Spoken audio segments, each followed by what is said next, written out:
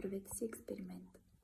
Попитайте повечето си близки приятели, роднини, партньор, какво усещат за даден човек, за който искате второ мнение.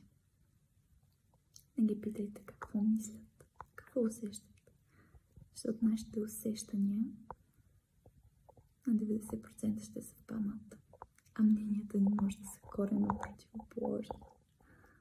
Това какво излъчва някой като енергия, всички могат да усетят.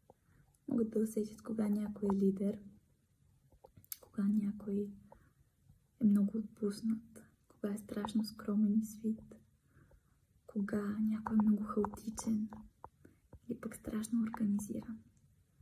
По осанката, излъчването.